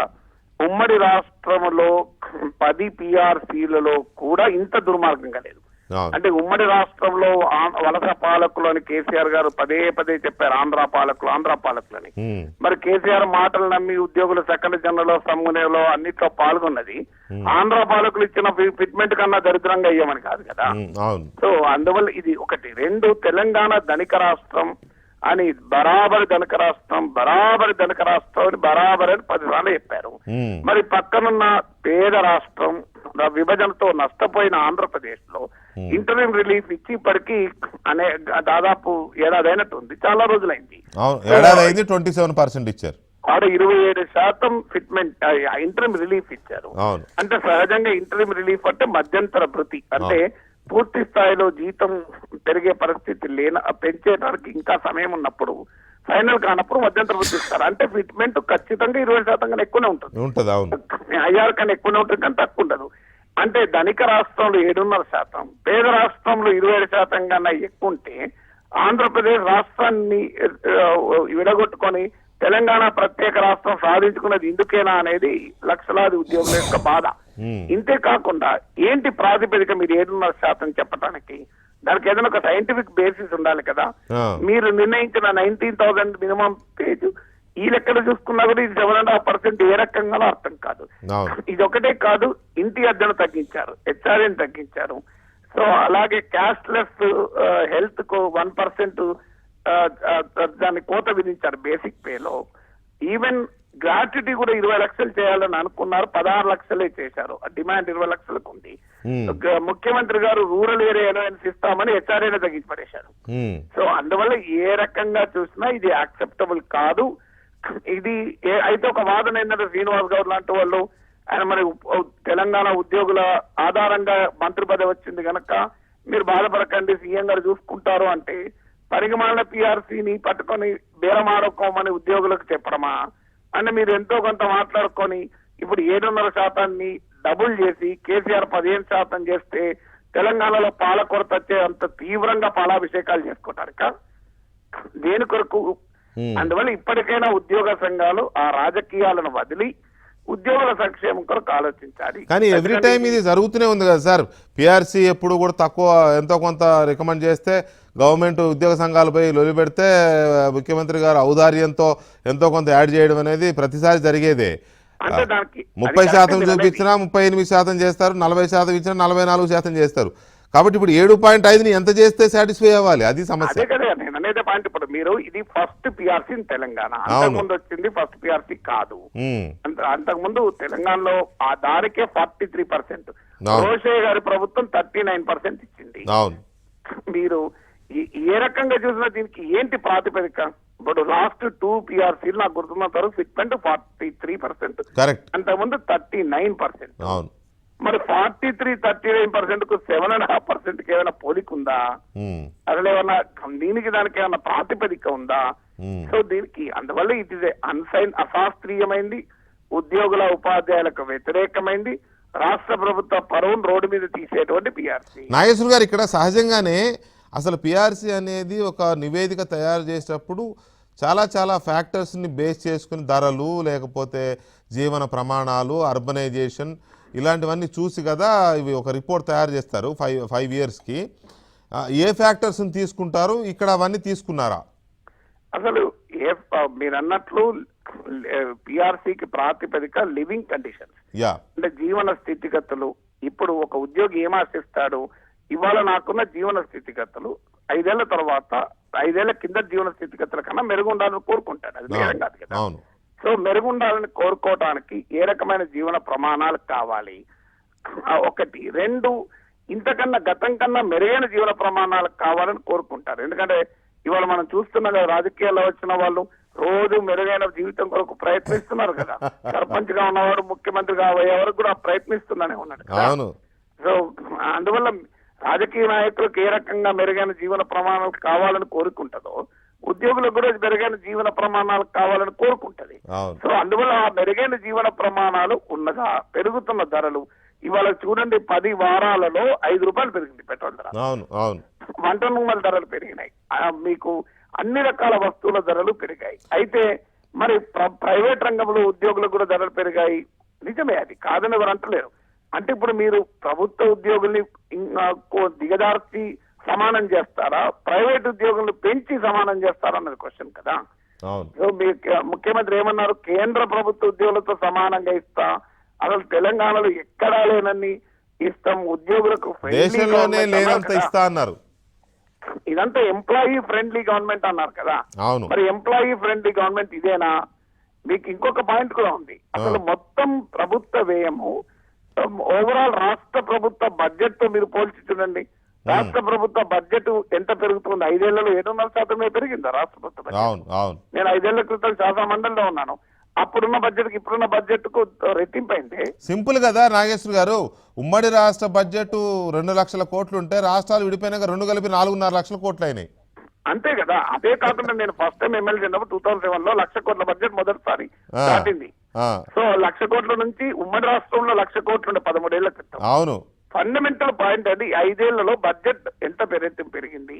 ఈ బడ్జెట్ ను అమలు చేసేటువంటి ఉద్యోగుల విషయంలో, ఉపాధ్యాయుల విషయంలో ఎందుకు ఉండాలి అంటే జీతాలు ఎందుకంటే ఒక మెరుగైన నాణ్యమైనటువంటి వారు ఈ రంగంలోకి రావాలని కోరుకోవాలి కదా. పోనీ ఆ మందం ఏమైనా ప్లాన్ బడ్జెట్ లో పెరుగుతుందా అంటే ప్లాన్ బడ్జెట్ కూడా పెరగట్లేదు కదా, ఎక్కడదక్కడే ఉంటది గొంగళి, అది ఎక్కడా లేదు కదా. ఫండమెంటల్ పాయింట్ ఏంటి, నీవు ఏదో ఒక ఏ ప్రాతిపదిక ఇప్పుడు అధికారంలో ఉన్న వాళ్ళను ప్రభుత్వాన్ని అడుగుతున్నది ఏంటంటే, అయ్యా మీరు టీవీ ఛానళ్ళ ముందుకు వచ్చి దీనికి ఏదో ప్రాతిపదిక చెప్పండి. అవును, ఏ ప్రాతిపదిక, ఏదైనా ఒక ప్రాతిపదిక ఉండాలి కదా. నీ ఇష్టం వచ్చినట్టు ఫిట్మెంట్ 7.5% అని అంటే అయిపోతుందా? దానికి ఏదైనా ఒక ప్రాతిపదిక ఉండాలి. చాలా మందికి అర్థం కావాల్సి అంటే 5 ఏళ్ల తర్వాత ఇది ఎవ్రీ 5 years ఒకసారి 2018 నుంచి అమలు కావాలి. ఇప్పటికే 3.5 years ఆలస్యమైంది. 3.5 years ఆలస్యమైన తర్వాత 5 ఏళ్లకోసారి వచ్చే పిఆర్సీలో 7.5% ఫిట్మెంట్ అంటే ఎవరు ఊరుకుంటారు? అవును, right. Nageshwar garu, thank you very much. Nageshwar garu, Jangaiah గారు, ఇక్కడ ఒక సీనియర్ ఎంప్లాయీ అంటే రిటైర్మెంట్కి దగ్గరకు వచ్చిన ఎంప్లాయీ శాలరీతో అంటే ఇది అంటే మామూలుగా చెప్తున్నా, అలా చేయాలని కాదు, కానీ ఒక రిటైర్మెంట్కి దగ్గరకు వచ్చిన ఎంప్లాయీ శాలరీతో ఒక 4 ఉద్యోగులు నియమించుకోవచ్చు. ప్రైవేట్ సంస్థ అయినా ప్రభుత్వ సంస్థ అయినా 4 నియమించుకోవచ్చు. అలాంటి స్టేజ్లో రిటైర్మెంట్ ఏజ్ని 2 ఏళ్ళు పొడిగించడం అని అంటే ప్రభుత్వానికి చాలా అదనపు భారమే, అది అందులో సందేహమే లేదు, అదనపు భారమే. జీతం నేను అది ఒప్పుకోవడం లేదు సార్. ఎందుకనంటే 60 సంవత్సరాలు పెంచడంలో శాస్త్రీయత ఉంది. అంటే ప్రభుత్వం ఏ ఉద్దేశం పెంచుతుందో కానీ మేము అడగడంలో శాస్త్రీయత ఉంది. నో మీరు అడగడంలో లేదని అనడం లేదండి, దయచేసి అర్థం చేసుకోండి. 60 ఏళ్ళు చేయడాన్ని మనందరం వెల్కమ్ చేయాలి, అభినందించాలి, నో డౌట్. కాకపోతే ఏంటంటే ప్రభుత్వం చేసిన దాంట్లో ఈ పిఆర్సీలో ఆ పాయింట్ కూడా ఉంది కదా, దాన్ని బేస్ చేసుకుని మరి ఏమన్నా మాట్లాడుతున్నారా అని అంటున్నా నేను. అవును, ప్రభుత్వము అసలు నెలకు ఒకసారి ఇంతవరకు ఆ ఉద్యోగాలను ఖాళీలను భర్తీ చేయాలి. అట్లా కాకపోయినా సంవత్సరానికి ఒకసారైనా భర్తీ చేయాలి. దాదాపు 25 లక్షల మంది పీజీలు, ఎంఫిల్ చేసి, పిహెచ్డీలు చేసి ఇప్పుడు వృధాగా ఉన్నారు. వాళ్ళందరినీ ఉద్యోగాలలో చేర్చే పని ప్రభుత్వాలు చేయాలి. కానీ ప్రభుత్వాలు ఆ పని చేస్తే ఆ ఉద్యోగంలో చేరిన ప్రతి ఒక్కరు యూత్ కూడా 60 సంవత్సరాలు కోరుకుంటారు ఖచ్చితంగా. ఇప్పుడు పెరిగిన ఆయుర్దాయానికి అనుగుణంగా వేరే దేశాలు చూసినా, రాష్ట్రాలు చూసినా, మన దేశంలో కూడా 60 సంవత్సరాలు డెఫినెట్ గా వారి అనుభవం ఉపయోగపడుతుంది సార్, అందులో సందేహమే లేదు. ఇప్పుడు టీచర్ గా ఇప్పుడు మీరు ఉన్నారు, సపోజ్ మీరు రిటైర్ అవడం కంటే మీకున్న ఎక్స్పీరియన్స్ ఇంకో 2 ఏళ్ళు పాఠాలు చెప్తే మంచి అనుభవంతో ఉన్న పాఠాలు వస్తాయి, క్రీమ్ వస్తుంది. కాకపోతే ఎంతమంది చెప్తారు, ఎలా చెప్తారు అనేది అది రకరకాల ఒపీనియన్స్ ఉన్నాయి, నేను దాని జోలికి పోవడం లేదు ఇప్పుడు. కానీ మామూలుగా ఒక అనుభవజ్ఞుడైన టీచరు చెప్పిన దానికి కొత్తగా నూనూగి మీసాలతో టీచర్ అయిన టీచర్కి చాలా డిఫరెన్స్ ఉంటుంది. ఆ తేడాని మనం గమనించాల్సిందే 100%. కాకపోతే ప్రొఫెషనల్ కమిట్మెంట్స్లో తేడాలు ఉన్నాయి అనేది మాత్రం అది కూడా అంగీకరించాలి. కాకపోతే ఇక్కడ ఈ రిటైర్మెంట్ ఏజ్ పెరిగిన దానివల్ల ఉద్యోగులకి చాలా మందికి లాభం. ఎందుకంటే ఒక 2 సంవత్సరాలు ప్రభుత్వానికి కూడా లాభమే సార్. ఒక్కొక్క ఎంప్లాయీకి మినిమం జనరల్గా ఇప్పుడు ఆర్థిక భారం గురించే మాట్లాడుతున్నాను నేను. ఆర్థిక భారమే. ఒక్కొక్క ఉద్యోగికి ఇప్పుడు రిటైర్మెంట్ అయితే మినిమం 70-80 లక్షలు ఇవ్వాల్సి వస్తుంది. 2 years పోస్ట్ పోన్ చేసుకుంటాం. రిటైర్మెంట్ గ్రాట్యుటీలు అవన్నీ ఆ డబ్బులన్నీ ఇప్పుడు కోటి రూపాయలు వాయిదా వేయచ్చు, కాస్త టెంపరీ వాయిదా వేసుకోవచ్చు. శాలరీ ఇవ్వాలి, అదేమి పోస్ట్ పోన్ చేసుకుంటాం. దాన్ని డెవలప్మెంట్ యాక్టివిటీలు పెట్టడానికి అది అవకాశం 2 రకాల ఉంటుంది. మంచిది, ఎందుకంటే ఉద్యోగస్తులు స్కీమ్స్ కూడా ప్రజలకు సంక్షేమం కోసం యూజ్ చేసుకోవడానికి అవకాశం ఉంటుంది. 2 years లోపల ఏమిటంటే కొద్దిగా ఫైనాన్షియల్ ఎస్టాబ్లిష్ అయినప్పుడు, వీళ్ళు రిటైర్మెంట్ అయినప్పుడు అప్పుడు వాళ్ళని కొద్ది రిలాక్స్గా దొరకడానికి అవకాశం ఉంటుంది. అదే కాకుండా ఇంకోటి life ఏమిటంటే expectancy కూడా మనిషి ఏమిటంటే ఆరోగ్యపరంగా మనిషి యొక్క లివింగ్ ప్రమాణం పెరిగిపోయింది ఆరోగ్యపరంగా. అయితే దానికి అనుగుణంగా ఏమిటంటే రిక్రూట్మెంట్కి అందరూ అంటారు ఏమిటంటే రిక్రూట్మెంట్ పెండింగ్ అవుతుంది, రిక్రూట్మెంట్కి నష్టం అనేది. గవర్నమెంట్ సైకిల్ సిస్టమ్లో ఎట్లుంటుందంటే 70% 30%, 50% 50% అని సిస్టమ్ ఉంటుంది. 70% ఏమిటంటే ప్రమోటీస్ ఉంటుంది, 30% డైరెక్ట్ రిక్రూట్మెంట్ ఉంటుంది. ఎవ్రీ ఇయర్ అంటే రిక్రూట్మెంట్ చేసినప్పుడు ప్రాసెస్ సైకిల్లో. ఇంకోటి కొన్ని డిపార్ట్మెంట్లో 50% ఉంటుంది. ఒకవేళ 50% ఎంప్లాయీస్ రిటైర్డ్ అయితే ఈ 50% ఎంప్లాయీస్ రిక్రూట్మెంట్ చేయరు. ఈ ప్రమోటివ్ ఉంటాయి, అట్లనే ఉంటాయి. ఎక్కడెక్కడ మన ఎస్సీ ఎస్టీస్ బీసీకి ఏ విధంగా ఉంటాయో సైకిల్ ఆ సిస్టమ్గా ఉంటుంది అనమాట. దానికి అనుగుణంగా మనం ఉపయోగించుకోవాలి. దాన్ని ప్రమోషన్స్ ఇవ్వాలి, రిక్రూట్మెంట్ ఎవ్రీ ఇయర్ చేసేస్తే ప్రాబ్లమ్స్ ఉండడానికి అవకాశం లేదు. ఇంకా లాంగ్ స్టాండింగ్లో రిక్రూట్మెంట్ చేస్తే ఏమవుతుందంటే సీనియర్కు జూనియర్కు మినిమం 5 years వ్యత్యాసం ఉండాలి. ఇప్పుడు ఏమవుతుందంటే 10 years 15 years వ్యత్యాసం ఉంటుంది. ఇప్పుడు సీనియర్ యొక్క అనుభవం జూనియర్ తీసుకునే విధంగా లేడు, జూనియర్ యొక్క ఐడియాలజీ సీనియర్స్ తీసుకుంటట్లేదు. దాని నుంచి ఏమిటంటే ఉద్యోగుల మధ్యన అభిప్రాయ భేదాలు వస్తున్నాయి, ఒక ఫైల్స్ డిస్కషన్స్ మీద. దాని నుంచి ఏమైతే సమాజం నష్టం పోవడానికి అవకాశం ఏర్పడుతుంది. అంటే మీరు 58 ఏళ్ళకి కాకుండా 60 ఏళ్ళకి ఇస్తే 2 సంవత్సరాలు ఇచ్చే ఆ అవి ఆ గ్రాడ్యుటీలు ప్రభుత్వానికి ఉపయోగపడతాయి కదా అంటారు. ప్రజల ఆ 2 years తర్వాత ఇవ్వక తప్పదు కదా. ఇప్పుడు ఇమీడియట్లీ మనం ఇమీడియట్లీ అంటే 2 years తర్వాతనే ఇమీడియట్లీ. ఇప్పుడు 60 ఏళ్ళు నిన్న వాళ్ళు రిటైర్ అవరా? జీపీఎస్ ఉంటుంది కదా సార్. ఏ రకంగా తీసుకున్నా ఇప్పుడైనా ఇవ్వాల్సిందే, 2 years తర్వాతనే ఇవ్వాల్సిందే. మీరు పెన్షన్ అన్నారు, ఇంకో మాట పెన్షన్ ఇప్పుడు రిటైర్ అయినా సగం జీతం పెన్షన్ ఇవ్వాల్సిందే, 60 ఏళ్ళ తర్వాత నిండిన తర్వాత అయినా సగం జీతం పెన్షన్ ఇవ్వాల్సిందే. పైగా 58 ఏళ్ళకి రిటైర్ అయినా 60 ఏళ్ళకి రిటైర్ అయినా కూడా ఆయుర్దాయం ఉన్నంత వరకే కదా పెన్షన్ ఇచ్చేది. కాబట్టి ఎప్పుడు రిటైర్ అయినా పెన్షన్ బతుకున్నంత కాలమే పెన్షన్ వస్తుంది. దాన్ని ఎవరు డిసైడ్ చేయలేడు కదా. కాబట్టి కాకపోతే ఉద్యోగులకి 2 సంవత్సరాలు జీతం పెరగడం, ఉద్యోగ పరిధి పెరగడం అనేది ఏ రకంగా చూసినా ఉద్యోగుల యాంగిల్ ఉద్యోగులకు కాదు. ఇప్పుడు జీతం అయితే నెలవారీ 24 ఏళ్ళు ఫుల్ జీతం వస్తుంది కదా. ఇప్పుడు ఆయన సార్ చెప్పేది కూడా ఏంటంటే 70 లక్షలు ఒకేసారి పెన్షన్ డబ్బు మొత్తం రిటైర్మెంట్ బెనిఫిట్స్ ఇచ్చేయాలి. ఇప్పుడు మరి జీతం అయితే అంత ఉండదు. అవును సార్. 2 ఏళ్ల పాటు నెల నెమ్మదికి ఇచ్చుకుంటూ పోవచ్చు. 2 ఏళ్ల తర్వాత నిజమే సార్. 2 ఏళ్ల తర్వాత ఇవ్వాలి కదా. సమస్య వాయిదా వేస్తున్నారు. 2 years తర్వాత సమస్య వాయిదా 2 ఏళ్ల తర్వాత కరోనా మనం అట్లా ఇప్పుడు పిఆర్సీ నివేదిక రేపో ఎల్లుండో ఆమోదం పొందుతుంది సార్. ముఖ్యమంత్రి గారు మరి 16 అంటారో 20 అంటారో అది మాట్లాడదాం, కానీ 16 అంటారు 20 అంటారు చేసిన తర్వాత మీరు అందరూ ఓకే పాలాభిషేకాలు చేసేవాడు పాలాభిషేకాలు చేస్తారు, మూసుకొని ఆనందించేవాడు. నేను కొంచెం దీనిలోకి వెళ్తాను. ఇప్పుడు టైమ్స్ ఆఫ్ ఇండియా నవంబర్ లో రిపోర్ట్ వచ్చింది సార్. జంగయ్య గారు సారీ అండి, పోయిన నవంబర్ లో రిపోర్ట్ వాడు వార్త ఇచ్చాడు. ఏంటంటే ఫైనాన్స్ డిపార్ట్మెంట్ నుంచి అక్కడి నుంచో పెద్ద సోర్సెస్ నుంచి ఉన్నతమైన సోర్సెస్ నుంచి వచ్చిన వార్త అని చెప్పి ఫిట్మెంట్ 25% పైన అయితే మాత్రం ఉండదని, 25% పైన ఫిట్మెంట్ ఉండదు. 25 43% ఎంప్లాయీస్ అడుగుతున్నారు కానీ అది రాదు. 25% మ్యాక్సిమం అని ఒకటి. రెండోది ఏంటంటే రిటైర్మెంట్ ఏజ్ కూడా 60 పైన పెరగదు, 60 దాకా పెరుగుద్ది. వాడు అంచనా అప్పుడే ఇవాళ అదే జరిగింది.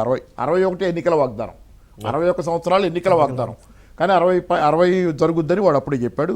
సిఎస్ఆర్ అంటే కంపెన్సేటరీ 60 అనేది కేసీఆర్ గారే చెప్పారండి. 61 ఎన్నికల వాగ్దానం పక్కన స్టేట్ గవర్నమెంట్ ఆంధ్రాలో జరిగినప్పుడు ఈయన కూడా అన్నారు 61 ఎన్నికల వాగ్దానాన్ని పక్కన పెట్టి 60 చేశారు. అయితే సిఎస్ఆర్ రద్దు అవుద్ది అనేది కూడా బహుశా అవ్వచ్చు అనేది ఒక సిపిఎస్. సారీ, ఆ 3 అంచనాలు ఉన్నాయి దీనిలో, బహుశా అయ్యే జరుగుతాయి. ఇక్కడ ఏంటంటే తర్వాత హరీష్ రావు గారు ఒకటి చెబుతారు. తెలంగాణ టుడే పత్రికలో ఇది సెప్టెంబర్లో వచ్చింది పోయిన సంవత్సరం. ఆయన డైరెక్ట్గా చెప్పారు సార్, కేసీఆర్ గారి తరఫున చెప్తా అసెంబ్లీలో చెప్పింది ఏంటంటే KCR's approach to welfare and wellbeing of the government employees was vastly different from that of the past Congress government. గత కాంగ్రెస్ గవర్నమెంట్కి మాకు చాలా తేడా ఉంది ఉద్యోగుల సంక్షేమం మంచి చెడుల పట్ల అని. అది ఇప్పుడు నిరూపించుకునే కర్తవ్యం ఇప్పుడు వాళ్ళ మీద ఉంది, బాధ్యత. ఎందుకంటే ఆ రోజు ఆ మాట చెప్పి రోజే గారు పైగా 19 పైగా ఇచ్చారు మరి. పైగా ఆ రోజే ఇంకో మాట కూడా చెప్పారు హరీష్ రావు గారు. ఎవరి తరఫున మాట్లాడతా? కేసీఆర్ గారి తరఫున మాట్లాడతా. ఇంకో మాట ఏం పైగా చెప్పారు? ఇప్పుడు ఆయన ఆర్థిక మంత్రి కూడా కాదు, అదే కర్మగాలి ఆర్థిక మంత్రి ఆయన అప్పుడు కూడా అది అప్పుడు ఆయన కూడా కేసీఆర్ తరఫున మాట్లాడితే అప్పుడు ఇంకో మాట ఏం చెప్పారు? ఉద్యోగస్తులు 42% ఫిట్మెంట్ అడిగితే మేము 43% ఇచ్చారు మా కేసీఆర్ గారు అని చెప్పారు. ఇప్పుడు వాళ్ళు 43% అడుగుతున్నారు, 60% ఇస్తే సంతోషం. రైట్. పురుషోత్తం గారు, మీరు ఇందాక మాట్లాడుతూ మాట అన్నారు అన్ని కలిపితే 16 దాకా వస్తుందేమో అని. చివరికి ఆ 16 అవుద్దేమో అనుకుంటున్నాను నేను. 16 కాదు సార్ అంటే చూద్దాం. వారి opinion. నేను చెప్పేది ఏంటంటే ఇక్కడ చాలా జాగ్రత్తగా ఇది చూడాలి సార్. ఎందుకు అంటున్నంటే ఇది కుట్రలాగా కనబడతా ఉంది. లీక్ చేయాల్సిన అవసరం అయితే లేదు కదా సార్. ఇది లీక్ అయితే ఇస్తే అఫీషియల్గా ఇవ్వాలి. లీక్ ఎవరు చేస్తారు సార్? ఎవరి దగ్గర ఎవరు ఆ రిపోర్ట్ ఎవరి దగ్గర ఉంటుంది? వాళ్ళు లీక్ చేస్తారు. గవర్నమెంట్ దగ్గర. మేము లీక్ చేస్తామా? చేయం. సో లీక్ ఎందుకు ఇచ్చారు? దీంట్లో ఒక కుట్ర జరుగుతుందని నా భావన. దీన్ని ఇప్పుడే మనం కొట్టిపడేయాలి. నేనేమంటున్నానంటే మేము 63% అడుగుతున్నాం సార్. ఆ డిమాండ్ అలానే ఉంటుంది. ఇక్కడ 13,000కి 19,000కి ఇక్కడే అనలైజ్ చేస్తే మనకు తెలిసిపోతుంది. 13,000 నుంచి 19,000కి పోయినా 48% తేడా తెలిసిపోతుంది ఇక్కడ. సో ఆ 16% ఏదైతే ఉందో 16% తీసుకొని రావాలనే కుట్రతోటి తక్కువ పీఆర్సీ ఇవ్వాలనే దీంతో 7.5 పెట్టి మీరు అందరు చర్చలకు వస్తే 16% దగ్గర క్లోజ్ చేస్తాను. నేనే ఇంకా బెనిఫిట్ చేస్తున్నా అనేది చెప్పొచ్చు అనేది దాంట్లో కుట్ర జరుగుతా ఉంది. బాగా అసంతృప్తిలోకి తీసుకెళ్తే అదే బాగా సంతృప్తి, ఆల్మోస్ట్ రెట్టింపు అనే అందుకే నేను ఏమంటున్నా, ఉద్యోగ ఉపాధ్యాయ పెన్షన్లు అందరూ కూడా ఏం చెప్తున్నా అంటే మనం ఎక్కడ రాజీ పడకుండా ఇంకా పోరాటం చేసి సాధించుకోవాలి. మనకి ఎంత అయితే మీకు మేము 63 అడుగుతున్నాం సార్. 63%. 63 అనేది కొంచెం కాదు, చాలా అబ్నార్మల్ గా అనిపిస్తలేదా? అంటే అడగడం తప్పు కాదు సార్. 7.5% ఎలా అనిపిస్తుంది సార్? నేను అది చెప్పాను, ముందే చెప్పాను. అది కొండకి దారంగా 1974 ఇచ్చిన ఫిట్మెంట్ ఇప్పుడు ఎవరు అంటే డాలర్ లెక్క కూడా చెప్పాను నేను. అప్పుడు 8 రూపాయలు డాలర్ కానీ ఇప్పుడు 78 రూపాయలు అని. నేనేమంటున్నానంటే కూర్చొని మాట్లాడితే చర్చల్లో అంటే సహజంగానే అమ్మేవాడితో ఎక్కువ చెప్తాడు, కొనేవాడు తక్కువ అడుగుతాడు కదా సహజంగానే. 7.5 కాడ మొదలు పెడితే మేము 75 కాడి నుంచి మొదలు పెట్టాలి. అంతే కదా పాయింట్. మీరు మధ్యలో చుక్క పెట్టకుండా ఉంటే బాగుండేది. ఆయన కూడా ఏంటంటే మూర్ మార్కెట్ బేరం లాగా. రైట్. జంగయ్య గారు దీనికి ముగింపు ఎలా? ఉద్యోగులకు మంచి జరగాలి, అందులో సందేహమే లేదు. పైగా 5 years కోసారి వచ్చే పిఆర్సీ అంటే ఇప్పుడు పెరిగే జీతం 5 ఏళ్ల దాకా మళ్ళీ పెరగదు. ఇయర్లీ ఇంక్రిమెంట్ కూడా ఏదో 3 ఏళ్ళకోసారి చేస్తున్నారు. అది మరీ దుర్మార్గమే. దాన్ని కొట్టిపారేడే పూర్తిగా. ప్రైవేట్ సంస్థల్లోనే ఇయర్లీ ఇంక్రిమెంట్స్ ఉంటాయి. అలాంటిది 3 ఏళ్ళకోసారి ఇంక్రిమెంట్ ఇవ్వాలనుకోవడం. పద్మచారి గారు చెప్పిన దాని ప్రకారం, నాకు తెలిసిన దీని ప్రకారం సరే రిటైర్మెంటే 60 ఏళ్లకు పెంచడం అనేది మంచిదే. ఈ కమిటీని అభినందించాలి. ముఖ్యమంత్రి గారి మాటే కావచ్చు, వాళ్ళ ఒపీనియన్ తీసుకున్నందుకు అభినందించాల్సిందే. కాబట్టి దీన్ని ముగింపు ఎక్కడ? ఒక్క నిమిషం. అయితే సార్, అయితే ఇప్పుడు మీతో మాట్లాడుతున్న ఈ డిబేట్ లో ఉండగానే సిఎస్ గారి నుండి అంటే వాళ్ళ పేజ్ నుండి ఫోన్ వచ్చింది. రేపు ఉపాధ్యాయ సంఘాలతో సమావేశం జరపబోతున్నట్టుగా మాకు ఆహ్వానం వచ్చింది. దాంట్లో మేము కూడా రెస్పాండ్ వచ్చింది. కాబట్టి రేపు మేము ప్రభుత్వం అంటే ఈ రాష్ట్రంలో ఉన్న ఉద్యోగ ఉపాధ్యాయులకు ఆమోదయోగ్యమైనటువంటి ఫిట్మెంట్ తీసుకొని బయటకు వస్తాము. లేదు మాకు ఆమోదయోగ్యంగా ఆ ఫిట్మెంట్ లేకపోతే, ఫిట్మెంట్ ఒకటే కాదు, ఈ ఇందులో ఉన్నటువంటి అలవెన్సెస్ కానీ, హెచ్ఆర్ఈ కానీ, వయోపరిమితి, చైల్డ్ కేర్ కానీ, ఇవన్నీ చాలా అంశాలు దాంట్లో ఈ ఉద్యోగ ఉన్నాయి. అన్నింటి మీద అందరికీ ఆమోదయోగ్యమైనటువంటి ప్రభుత్వం ఒప్పుకుంటే ఖచ్చితంగా మేము రేపు బయటికి వచ్చి ప్రభుత్వానికి తెలుపుతాము. కానీ అట్లాంటి ఫిట్మెంట్ లేకపోతే మాత్రం మేము బైకాట్ చేసి బయటికి. పద్మచారి గారు, ఓవరాల్ గా ఉద్యోగ సంఘాలు అంటే సంఘాల నేతలది ఒపీనియన్ ఏముంటుంది, ఉద్యోగులందరూ ఏమనుకుంటున్నారో అదే ఒపీనియన్ వస్తుంది కదా. అప్రాక్సిమేట్ గా ఇది ఎంత ఉంటే కాస్త సాటిస్ఫై అయ్యే అవకాశం ఉంది? ఉద్యోగులుగా ఏమిటంటే ఫైనాన్షియల్ పొజిషన్ బట్టి, ఇప్పుడు కరోనా ఇవన్నీ వచ్చిన బట్టి 33% అయినా కానీ ఉద్యోగులు 33% మినిమం ఉంటే అందరూ సాటిస్ఫాక్షన్ ప్రభుత్వం కూడా ఇస్తుందని ఎక్స్పెక్టేషన్స్ కూడా చేయడం జరుగుతుంది. ఎందుకంటే ఇవన్నీ కూడా బాగా ఇది ఇంకో లీక్ వచ్చింది. లీక్ కాదు, ప్రభుత్వంలో కూడా ఆ భావన ఉన్నట్టుగా పద్మచారి గారికి తెలిసినట్టు చెప్తున్నారు. 33% అనేది ప్రభుత్వం లీక్ అయి ఉండొచ్చు. అది 7.5 అనేది చాలా అబ్నార్మల్ గా ఉన్నది కదా ప్రభుత్వంలో. డౌటే లేదు అందులో. 75 అబ్నార్మలే, 7.5 దుర్మార్గమే. 33 అనేది మధ్య మార్గమే. మరి 33 దగ్గర ఆగుతారా, ఇంకొంచెం తగ్గుతారా చూసుకోవాలి.